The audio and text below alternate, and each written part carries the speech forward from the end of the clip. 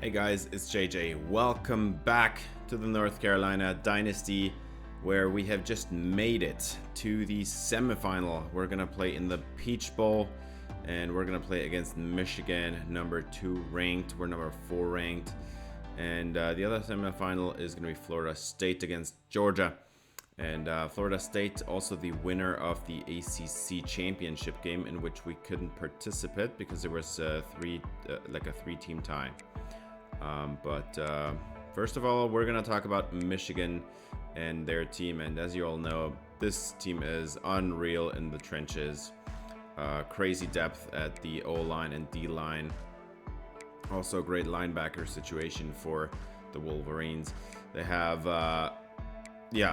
unbeatable talent there, and we're just not ready to stack up, I think. But I guess we're gonna see. Alex Orji is their quarterback, 6'3", 236 out of Texas, 93 throw power. That looks very promising. The accuracies are a little bit worrisome, I guess. Those medium and deep accuracies don't look great, man. But this is a running team, and he's a running quarterback. 94 speed, 95 acceleration. We're gonna run some spy plays today, or we're gonna have a linebacker spy him for a little bit on this game. Darius Taylor is their running back. He wears number 1. Great elusive back. Has very good, I guess, solid hands. Not very good, but he can do a little bit damage in the receiving game as well. And he has some very serious power. 89 speed is enough, I'd say. And then their top receiver is Tyler Morris, wears number 8. He has great route runnings in the short and intermediate parts of the field. He's a great pass catcher. Very reliable hands. The quickness, 92 speed, 93 acceleration should be enough for him as well. But you'll notice this is not the most stacked receiving core we're ever going to see. Frederick Moore is the number 2 receiver. He's an 82 overall. And the route runnings on him are solid. Very good, actually. Great hands. 91 speed, 91 acceleration. But just nothing special. Nothing to be super afraid of or anything. Their number 3 receiver is Samaj Morgan. Wears number 0, 5'10", 176. With very solid route runnings, but the release is really bad. His hands are, for the Big Ten, I'd say, actually below average. That's not great, but he has some down the field threat or ability here with the speed. He can threaten the entire length of the field. And then their tight end is Brady Prieskorn, wears number 22. That's pretty disgusting, but so it is. And he is a solid pass catching possession kind of tight end. The route runnings are nothing to be afraid of, but he does actually have some pretty good speed for a tight end in this game. And then the O-line, very solid across the board. Though I do have to say, I thought there were going to be a couple of players in the 90s for overall, and most of them are just like low 80s for overall, and they're going to miss their top center there.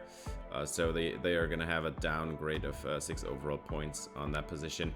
But the right side of the line looks really good here, to 89 overall, so that's very, very solid.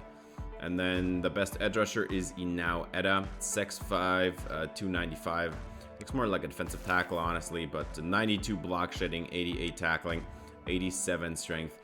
This dude's going to be a menace in the running game, but he also has some very serious power moves there, 85, really good. And he's a great athlete, great first step. And then their defensive tackle. This is the player I'm most afraid of on this entire team. Kenneth Grant, 6'3", 339. Massive dude, 93 power moves. He's going to be in the backfield all day long because he also has 97 strength and 95 block shed, 95 tackling, man. This kid is going to be such a pain. Such a pain.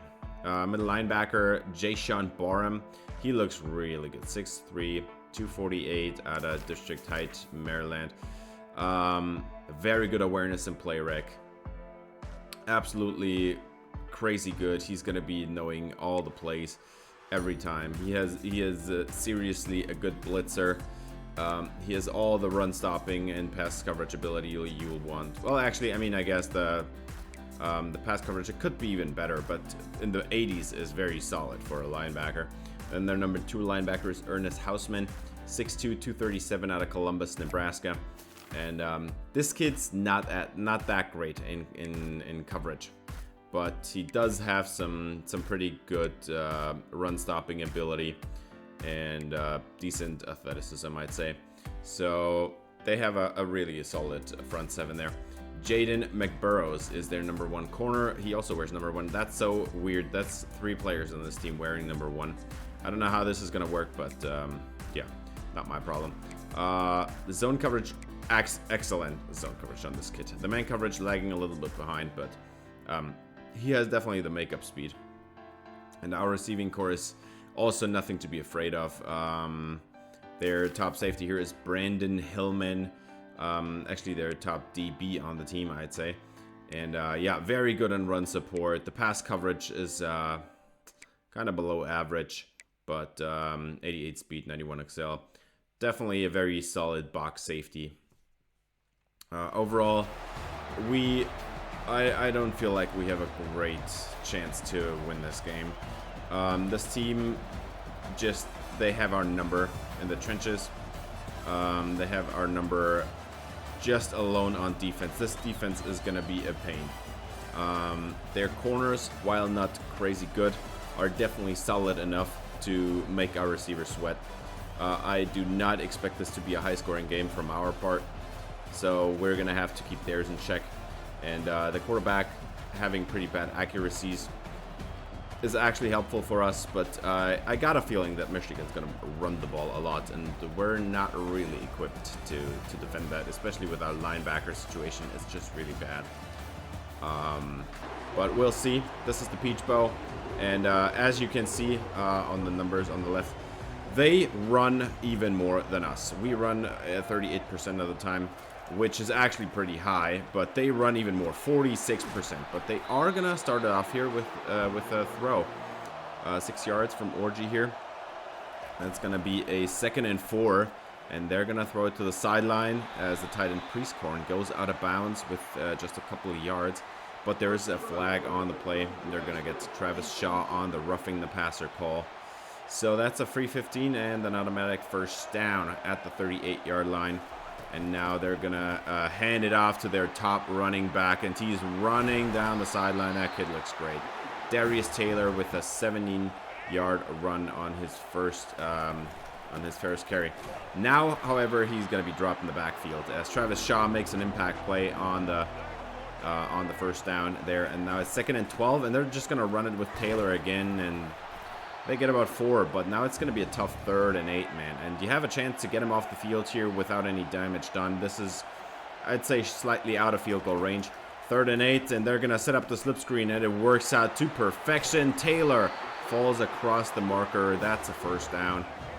And they keep moving the offense. Close bunch to the right on that one, and they're going to throw it to the outside. 7-yard gain, and they are in business still. Now it's a 3rd and 3 after they had an incompletion on 2nd down. They're going to motion in and out a receiver, but Orgy's going to scramble outside, and the catch is made by Morris. And that's a first down by the number 1 receiver on their offense. And now they're going to hand it off to Taylor again. That's going to be a 4-yard gain, and they're going to be set up at the 11 here for a 2nd and 6. And they're just going to hand it off to Taylor again, and he gets 4 more, and now it's 3rd and 2. And this is crunch time. You need to keep him out of the end zone. They're going to throw it, and that was a bad decision because Hamrick is in the backfield, and he's got his first sack of the day. The Heisman-winning edge rusher is there to prevent the first down or maybe even a touchdown and make the Wolverines take a field goal. 32-yarder is good right down the middle. Michigan with a strong opening drive, but they can't finish it. And now UNC takes the field, and they have to show what they're made of. They're going to motion Jake Johnson across the formation, And Costanzo has nowhere to go. That's Grant, the defensive tackle that I highlighted earlier. He's right there to make the play. Now 2nd and 7, and Grant is again the one to make the tackle. Only a gain of 1. So now it's 3rd and 6, and Grant has almost already destroyed this possession. And now egregious overthrow by Merdinger there, as he's lucky that he didn't get picked off by that one. So that's going to be a punt. 3 and out for the Tar Heels, and the ball is back for Michigan. 6 yards on that play. Very quick. 2nd and 4 now. Orji throws it down the field, and Allen, you need to pick it off, man. Marcus Allen, so far. Last year, he didn't have a single pick. This year, he has 2 interceptions, but he's the #1 corner. You expect him to have a little bit more than just a couple interceptions there. And this is why he just drops passes, as Michigan moves the ball once again across the 1st down marker. And now it's 2nd and 8, and Taylor this time hasn't that far to go, but he does get 4 yards on the play. 3rd and 4. Crunch time again. You gotta get him off the field here. Orji, they're gonna throw it. 4-man pressure, and he is gonna throw it down the field, and this one's incomplete for the tight end. Priestcorn knocked away, and they're gonna go for a 60-yard field goal try. This is a dome, and this one is actually good, and I think he probably would have had like a 64-yarder if he had needed to. But that's good. It's a 6-0 game for Michigan, and UNC is now with their backs against the wall. They're gonna throw the bubble on the RPO there. That's about a 4-yard gain, as they do not get the block from Jordan Shipp that they needed. 3rd and 7 now for Michael Merdinger. He is moving a little bit too far back, and that one's gonna fall harmlessly incomplete. That's another punt, and now they're gonna run it here. Michigan, Orji would have had a touchdown, man, if it wasn't for Caleb Lavalley to slow him down there, and then the others rally to tackle him. 3rd and 10, and wide open down the field. That's Tyler Morris.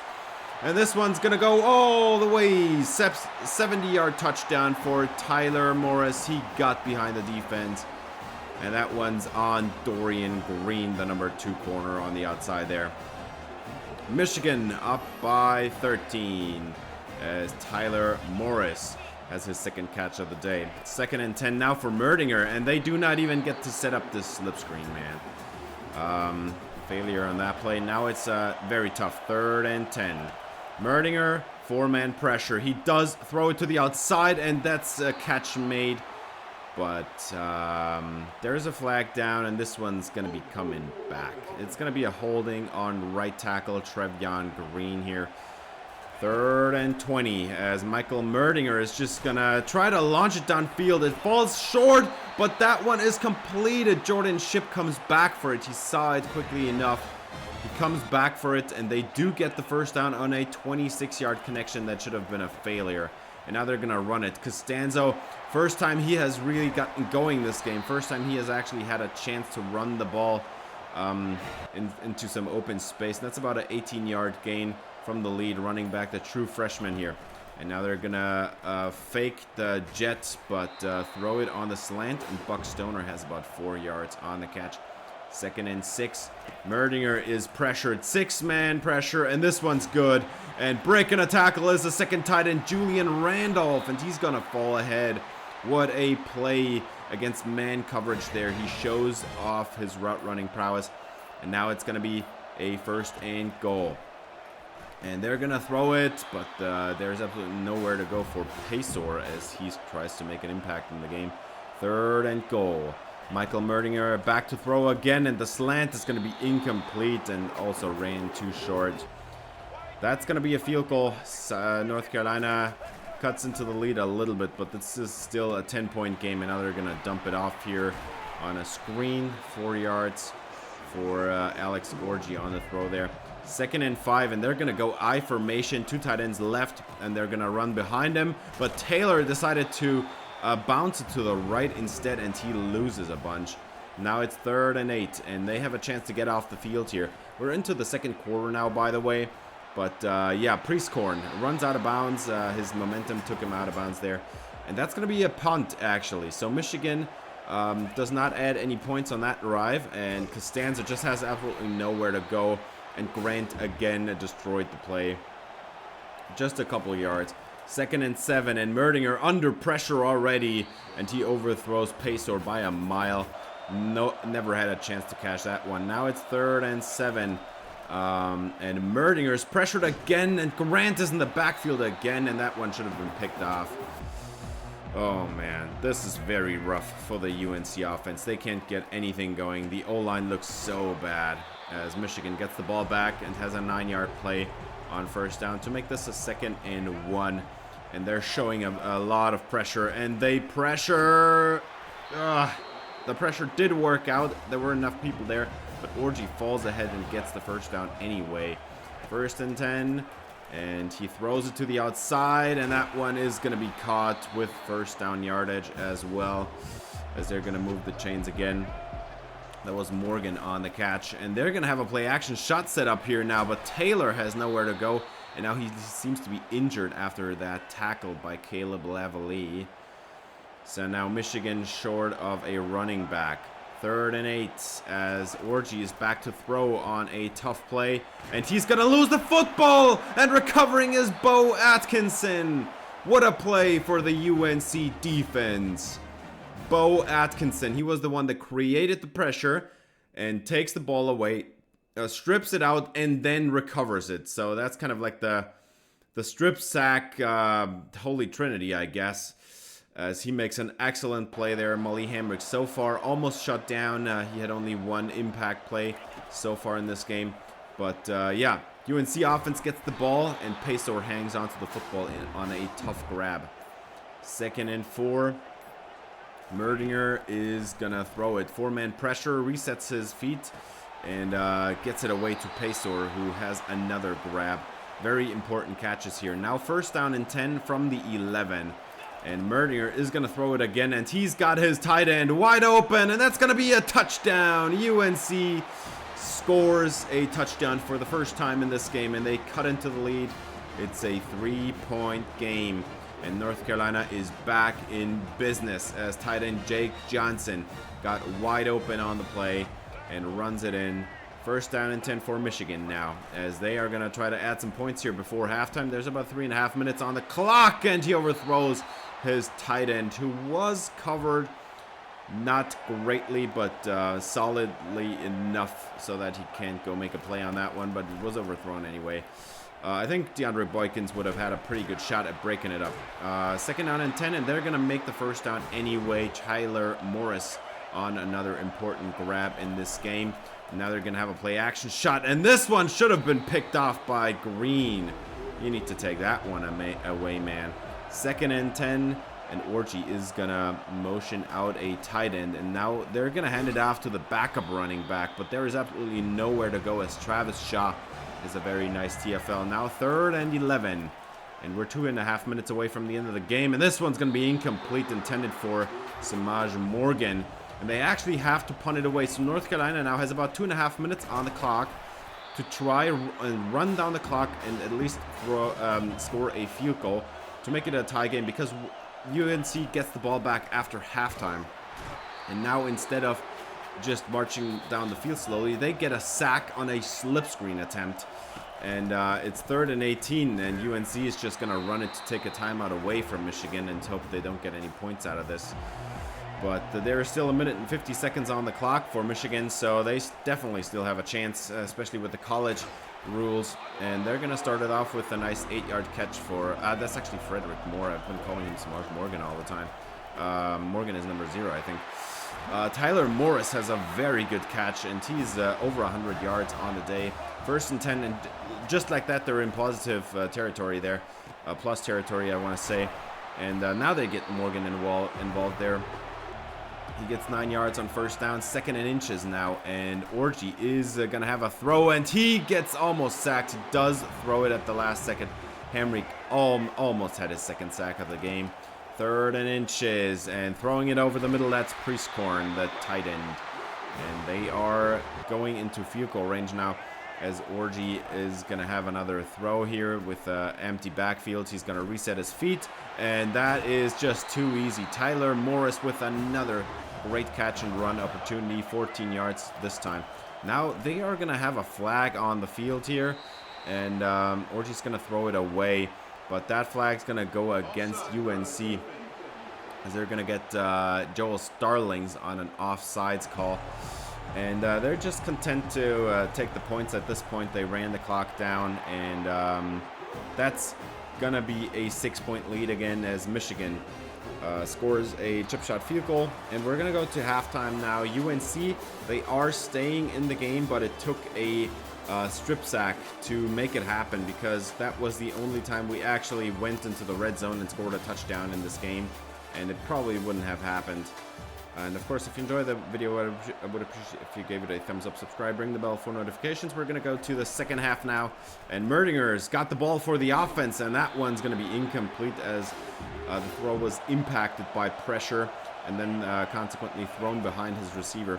3rd and 10 for Merdinger, and he's got his man. That's Jordan Ship, and he's got the first down on about a 16-yard gain. Now 1st down and 10. And they are actually going to throw it this time around on the RPO. Buck Stoner makes a tough grab. He gets the first down on he gets a 6-yard gain on 1st down. 2nd and 4 now. Merdinger is going to throw it, and that one's complete. That's going to be a 1st down. Buck Stoner has been very quiet so far. I think that's like his 4th catch, and he's at like 20 yards maybe. 2nd and 10, and this is the 3rd time this game that they cannot set up a slip screen attempt. They can't even complete a slip screen, man. Merdinger, incomplete, and that one was very dangerous. Should have been intercepted, but there was no chance ever that Buck Stoner was going to catch that one. But too many defenders in the area, maybe, to knock it incomplete. Now they have to punt it away, and this one is actually a great punt. It's out of bounds at the 1. So they have a great chance now to maybe get a safety here. They run it with Darius Taylor, who is now back from injury. He's back in the game, and he gets 8 yards on 1st down. Now 3rd and 1. 2 tight ends on the field, plus the fullback, and Taylor gets the 1st down. That's going to be enough. 2 yards on the play. They move the chains, and they're out of the danger zone, for now at least. 2nd and 8, they're going to motion out a tight end, and now they're going to throw it on the play action, and Orgy has to throw it away. Everything was covered up, and he was about to get sacked there. So good decision there. 3rd and 8, and Michigan goes with double twins, and this one is not going to go well. This is a slip screen attempt for Michigan that goes horribly bad. That's going to be a sack. I think that was Rodney Laura in the backfield, the 3rd defensive tackle on this team. He makes a great play there, running the quarterback down before he can even throw the slip screen. Now, after the punt, obviously that is great field position because he just got sacked at his own 3-yard line. And UNC now has a great chance to just get a few yards down the field and score something. And Buck Stoner got behind the defense. Merdinger underthrows it by 5 yards. And that's what's going to be incomplete. And now they actually have to punt it away back to Michigan. And the Wolverines now have better field position than before, actually. 2nd and 5 coming up. Close bunch to the left for the Wolverines, and they're gonna give it on the end around to the wide receiver. That's Tyler Morris, and he gets about 9 yards on the play. I think now it's 3rd and inches. Hand it off to Taylor. No, just kidding. That's a throw, and that's not gonna be going well for them. Ashton Woods on the tackle. That's gonna be shy of the sticks, and they actually have to punt it back. Good field position still for the Tar Heels, as Kobe Pacor makes an important catch over the middle, 8 yards on the play. 3rd and 2. Merdinger, the freshman quarterback. He does have a clean pocket for a while, but then he gets taken down. He needs to throw it, and Jake Johnson was never really open. 3rd and 2 turns into 4th and 2, and they take the offense definitely not off the field, but Merdinger overthrows his target by a mile, and that's a turnover on downs, and now Michigan has great field position. And but 4th and 2, you kind of have to run it because when are you ever going to get back to the red zone if you don't go for it in that spot, man? And that's just outside of field goal range, too. And now they're just going to run it with Orgy, and that was a great call as he gets about an 18-yard pickup out of the play. Now 1st down and 10 inside the red zone as Michigan is now very quickly moving the ball. And Orgy gets it away, and that's going to be a touchdown. It's Samaj Morgan. And Michigan extends the lead. The Wolverines go up by 2 scores. And now they have a chance to make this a 14-point game. with a successful 2-point try. And there is 3 tight ends on the field, and everybody saw it coming. That was going to be a run, and the UNC defense knew it. They stuff it, and that's going to be a 12-point game now. 1st and 10 for Merdinger, and he's going to throw it. Buck Stoner was wide open, screaming wide open behind the defense, and Merdinger underthrows it again. Can't connect on the deep ball, and now Costanzo gets taken down for a loss. That's Mason Curtis, the middle linebacker, in the backfield. Now 3rd and 12, and they have movement in their own backfield. Caleb Hood gets called on a false start. The things could not be going worse in this 3rd quarter. It's just absolutely awful. But finally, they get something go their way. That was a offsides jump by the Michigan defense, and Jordan Shipp actually hauls that pass in. It was a free play, and Jordan Shipp comes up with the football on that jump ball. Great play by the number 2 receiver. 2nd and 8, and Merdinger is gonna throw it, and that catch is made. It's just a few yards to Jake Johnson, however, bringing up a tough 3rd and 5. And Merdinger has a 6-man pressure, and he's getting sacked, as the left tackle Sutton just gave it up a little bit too easily. And that drive also goes absolutely nowhere. Still a horrible 3rd quarter. And Darius Taylor just keeps pounding the rock down the field. He knows what he's doing. He gets 12 yards on that play, and he gets the handoff on this one as well. And this time he gets 9 as he's closing in on 100 yards on the ground. Michigan is running the ground and pound, man, and it does work. They get the 1st down on that one. And now it's just about running the clock. We're into the 4th quarter now, and Michigan has a chance to run out this game here, as Orji is going to throw it one-on-one, and Allen again would have had a chance to pick that one off. He knocks it away, thankfully, so it's still an incompletion, but he had a chance to pick it off and take it the other way. And now 3rd and 1 coming up after a tough grab over the middle there. And they have a chance here to seal the deal, I think. If they complete this is going to be field goal range. And they do not complete that pass, man. It's 4th down. They have to punt it away, and UNC still has a chance to win it. But you need to make something happen on offense, man. Merdinger gets it away. Catch is made. Jordan Shipp with a nice catch. 7 yards on the play. They do not even get 1st down catches. They're going to run it now. And Costanzo, he barely gets the 1st down marker. And move the chains, get a new set of downs. 1st down and 10. And Merdinger is going to throw it to the outside. Stoner, what a catch at the sideline. Crazy good play there at the sideline for Buck Stoner, the number 1 receiver. 2nd and 10. And Merdinger is going to throw it over the middle. And Johnson can't break the tackle. He gets 8 on the play, but now it's 3rd and 2. And we're again in that range where UNC has been failing all day long. Just across from the midfield, from the 50-yard line.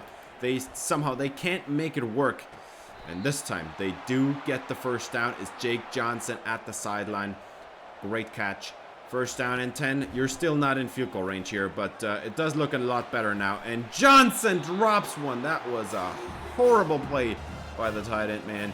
You're wide open, screaming wide open. You need to catch that one. As Merdinger again pressured very quickly, and Pacor gets at least 5 yards to make this 3rd down a little bit easier. 3rd and 5 from the 37. And Merdinger, you can't take a sack here. One-on-one down the field. It's incomplete again, and Buck Stoner, they just can't connect on the deep ball, and you have to go for it there. 4th and 5. A field goal is not going to help you anything. Merdinger, sideline, catch is made. Johnson makes it up to him after that egregious drop. He does make the catch at the sideline here, and they convert on a 4th down. 1st and 10, Costanzo running it up the middle, and he finally gets something going. He gets a 9-yard gain on the inside zone, but so far he has only 40 yards on the game.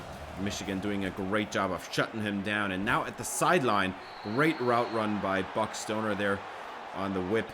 And he gets the 1st down, and now 1st down and 10 from the 10. And the catch is made on the slant. It's Buck Stoner. He's also kept under 50 yards so far. 2nd and 2. And Merdinger is going to hand it off as Grant has another great start on that play, but he does not get off the block quickly enough. Costanzo still gets stuffed, so now 3rd down, and finally he's into the end zone. Man, that took a while. They just willed their way down the field there, and Costanzo drags the defensive tackle Grant into the end zone for the touchdown. That took a while, man. And now you're 5 points off, and you're definitely back in the game in Michigan. They now need to try to score, and better you score a touchdown to seal the deal. As Taylor is just going to take it outside there, and that is a huge 1st down run. 17 yards, takes him over 100 rushing yards on the game. 3 tight ends to the right, and they're actually going to throw it. As Priestcorn, he has 5 on the catch. 4 minutes on the clock. This is crunch time. You gotta get the ball back as UNC. Orgy throws it, and this is incomplete. Priestcorn can't hang on, and they win. They would have had so much open space if he had caught that. 3rd and 5, and they're gonna motion in and out a receiver. That's Morgan. 3rd and 5, and they are gonna convert this one as well. 15 yards on the play to Frederick Moore, the number 2 receiver. 1st and 10 from midfield, and they are gonna run play action here. We're 3 minutes away from the end of the game. You kind of want to run it here, right? Instead, the clock is going to be stopped. 2nd and 10, 2 tight ends to the left. And now they're going to actually play action shot again. Orgy, 1-on-1, down the field. It's caught at the sideline. What a play by the Michigan offense. Great concentration to keep his feet in bounds. And now 1st and 10, Orgy throws it complete. That's a 1st down again inside the 5-yard line. And the game is about to be over, man. You got to stop him here. You got to turn over the football as they do get the stop on 1st down. So now it's going to be 2nd and goal. And they are bringing out 3 tight ends. But this is the 2-minute warning. They ran the clock down. Still, 3 tight ends on the field. 2nd and goal, handed off, and nowhere to go for Taylor. They were betting on the run, and they got rewarded on that play. 3rd and goal now from the 6. And this looks to be a passing down for the Wolverines. And Orgy's going to throw it to the end zone. Intercepted! It's Marcus Allen! And he takes it out. It's down at the 1. He had to have 1 block by J. Braun Harvey, and this would have been a pick 6. And instead, they have to start the drive at the 1-yard line. But Marcus Allen, the senior corner, the number 1 corner on this team, he was like, no, this is not ending here. I need to have this offense given another chance to take the offense down the field. Marcus Allen does not want his college career to end like this. And he picks it off from the tight end. Was intended for Priestcorn, who has not really had a great impact all day. But now, 1st and 10 from the 1. They're going to throw it. And Merdinger, he throws it down the field. Buck Stoner's behind the defense. And he's going to run it. 20, 10, 5, touchdown. It's a 99-yard score. Buck Stoner's in the end zone. And the Tar Heels take the lead. What is happening to you, Michigan? They had the game ending on a silver platter. They throw a pick to Marcus Allen, and then they allow a 99-yard touchdown on an egregious decision to press Buck Stoner at the line. Now for the 2-point try. UNC is going to line up here with double twins, and they're going to throw it. Merdinger into the end zone. It's good. Kobe Paysor on the catch, and they're going to make it a 3-point game. And now Michigan has 1 minute and 40 seconds on the clock here to march down the field and at least tie up this game. And this one should have been picked off, man. That was close enough. But there is going to be a flag down. Wouldn't have counted anyway, because this one's coming back on the Tar Heel defense. Travis Shaw caught with another roughing the passer. 1st down and 10. And Orgy throws it over the middle, but incomplete. And it was closer to be picked off than caught by the Wolverines. 2nd and 10. And Orgy is going to throw it. Catch is not made. And that's probably for the better because it stops the clock at least. Minute and 28 seconds on the clock. Michigan still has all 3 timeouts. They have lots of time to try and tie up this game. And now they're going to have a completion. That's Frederick Moore. And that's across midfield now. 10 more yards and you're in field goal range. As Orgy has a clean pocket. Nobody's pressuring him. Catch is made by Taylor. He gets 9 yards. And an injury timeout saves the Wolverines here from having to spend one of their own timeouts. Minute and 11 on the clock as Orgy is going to have another throw, and Priestcorn has the catch.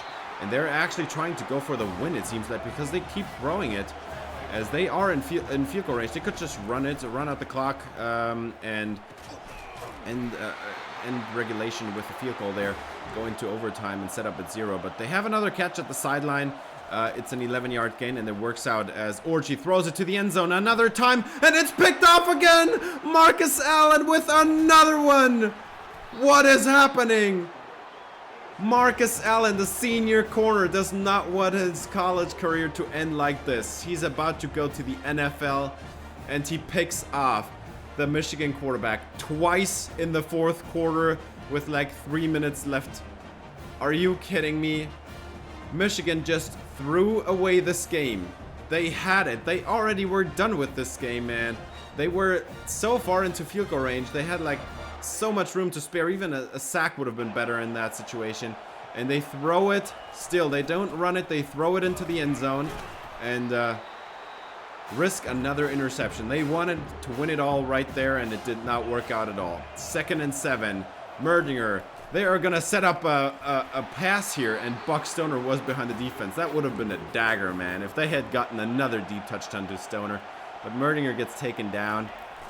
And now they're going to run it one last time, and Costanzo actually gets the first down to end the game. Michigan has been defeated. What happened to you, man? The Wolverines were... They already had the game. It was like there was no question, man. They already had it. They could have just ran out the clock there at the end, or take a field goal, make it an 8-point game, or something like that, man. And they throw an interception to Marcus Allen, who takes it out to the 1. Bad decision. It could have had a pick 6 if Harvey had thrown him that one block. And then they allow a 99-yard touchdown. They march down the field again. They have a chance to tie up the game and take it into overtime and start at 0 there. They have a chance to just run out the clock and take it into overtime, and instead they throw it and throw a second red zone interception to Marcus Allen. Again, unbelievable finish to this game, man. I cannot believe what I have just seen, man. Alex Orgy, the quarterback, this one is on him because he not only had 2 picks, 2 egregious picks, 2 completely unnecessary picks. He also had the fumble earlier that even kept UNC in the game from the get-go, man. It would have been like 16-3 at halftime if that fumble wouldn't have happened. And 3 turnovers, that can lose you the game. And UNC was disciplined. They waited for the chance. They did not make any mistakes like turning over the football. And they waited it out until they got a chance, and they took advantage of it, and full advantage, man. First turnover, take it to the end zone, make it 7 points, and that's a 14-point swing. Second turnover, take it to the end zone again a 14-point swing. And then the third turnover, that was just the game-sealing interception that ended the game. Unreal stuff. As Buck Stoner, he had not had a great day on offense at all. He had 46 yards going into that 2-minute warning, and then he had that 99-yard touchdown. Jordan Shipp, he made a bunch of super important grabs. Pacor also, a few very valuable third down conversions. They did just enough to keep themselves in the game and wait until Michigan made the mistakes, man. And now we're actually gonna go to a national championship game, and it's all due to Marcus Allen, the senior corner who did not want his college career to end in the semifinal. He wants to go to the national championship. He wants to have a shot, and he takes the ball twice. That is, he had in this fourth quarter, he had as many interceptions as in the entire 2 years prior. He had 0 interceptions in the first year, 2 picks during this season, but just like a couple picks as the number 1 corner. And he takes it away twice there. Unreal stuff. I was so shocked when that happened, man. Unreal stuff, man. We definitely do not deserve to be in the final. This was, I don't know, Michigan was dominating this game. And now let's find out. Our opponent is going to be Florida State. The Seminoles were going to have an ACC beatdown in the final. The other opportunity was going to be Georgia, but apparently Georgia lost to FSU. And the Tar Heels are going to face off against the Seminoles. We had one game against them last year. We won it. Surprisingly, they were definitely the better team, but they couldn't handle the rain down there in Florida. And the UNC just, yeah, profited from that. As Georgia, they couldn't make it up, man. It was a very tight game. And both quarterbacks threw an interception, but in the end, the Seminoles, they get it done.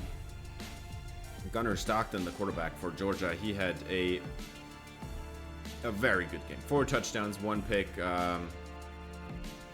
and he actually also ran it a lot. He had 64 yards on the ground, man.